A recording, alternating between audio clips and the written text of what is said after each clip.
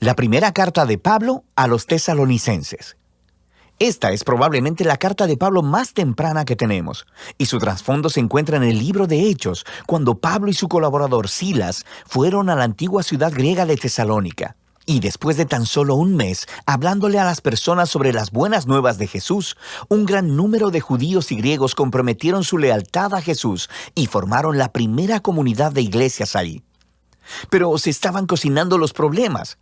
El anuncio de Pablo de que el Jesús resucitado era el verdadero Señor del mundo trajo sospechas. Así que los cristianos en Tesalónica eventualmente fueron acusados de desafiar al César, el emperador romano, cuando decían que había otro rey, Jesús. Y esto llevó a una persecución tan intensa que Pablo y Silas tuvieron que huir de la ciudad. Y esto fue doloroso para ellos porque amaban mucho a las personas que estaban ahí. Así que esta carta es el intento de Pablo de volver a conectarse con los cristianos en Tesalónica. Después, Pablo recibió un reporte de Timoteo diciendo que ellos estaban muy bien y que estaban floreciendo a pesar de la intensa persecución.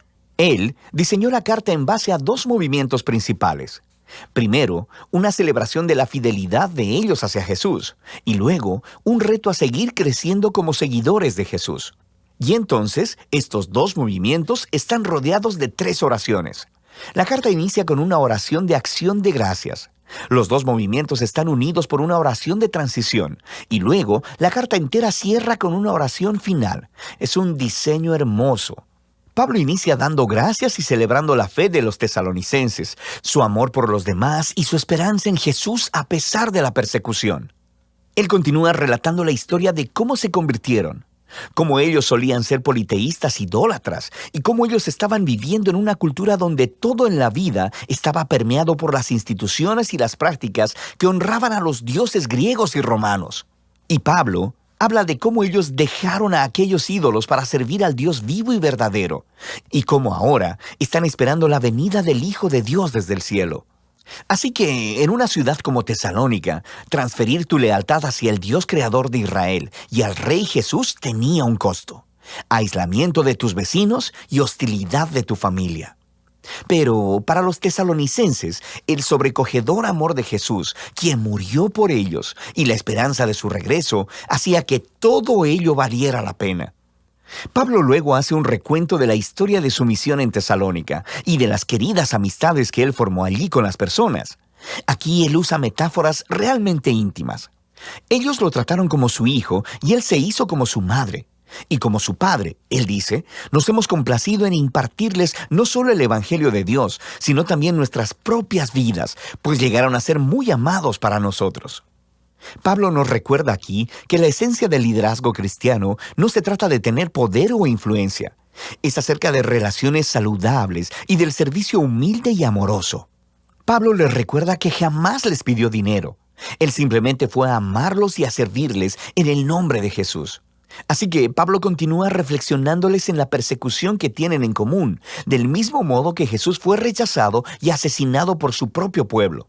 Ahora Pablo está siendo perseguido por los judíos y los tesalonicenses están enfrentando hostilidad de sus vecinos griegos. Y Pablo obtiene un extraño consuelo al saber que los sufrimientos que juntos padecen son una manera de participar en la historia de la vida y resurrección de Jesús. Pablo luego comparte acerca de la angustia que experimentó cuando escuchó sobre las dificultades que los tesalonicenses enfrentaron después de que él y Silas huyeron. Así que él envió a Timoteo para apoyarlos y para ver cómo estaban. Y para su gozo, Timoteo descubrió que ellos continuaban con firmeza, eran fieles a Jesús, estaban llenos de amor por Dios y su prójimo, y deseaban tanto ver a Pablo, tanto como Pablo deseaba verlos a ellos. De manera que Pablo concluye con una oración por resistencia. Y lo que es genial es que aquí él introduce los temas que va a tratar en la segunda mitad de la carta. Él ora para que Dios haga crecer la capacidad de ellos de amar, que fortalezca su compromiso por la santidad. Según ellos, fundamentan sus esperanzas en el regreso del Rey Jesús. Así que él abre el segundo movimiento de la carta, retándolos a vivir una vida que sea consistente con las enseñanzas de Jesús. De manera que esto significa, primero que nada, un serio compromiso a la santidad y a la pureza sexual. En contraste con la cultura promiscua y sexualmente destructiva que está a su alrededor, ellos deben seguir la enseñanza de Jesús de experimentar la belleza y el poder del sexo dentro del refugio de una relación de pacto matrimonial comprometida. Dios toma muy seriamente la impureza sexual, dice Pablo. Esta deshonra y destruye a las personas y a su dignidad. Seguir a Jesús también significa un compromiso de amar y servir a los demás. Así que Pablo les instruye sobre que los cristianos deben ser conocidos en la ciudad como personas confiables, que trabajan muy duro, no solo para ganar dinero, sino para generar recursos, tanto para sí mismos como para compartir generosamente con las personas en necesidad. Después de esto, Pablo trata varias preguntas que los tesalonicenses tenían respecto a la esperanza futura en el regreso de Jesús. Así que algunos cristianos en la iglesia habían muerto recientemente, muy probablemente asesinados como mártires, y sus amigos y familias se preguntaban acerca de cuál sería su destino cuando Jesús regresara. Así que Pablo deja claro que a pesar de su dolor y pérdida, ni siquiera la muerte puede separar a los cristianos del amor de Jesús.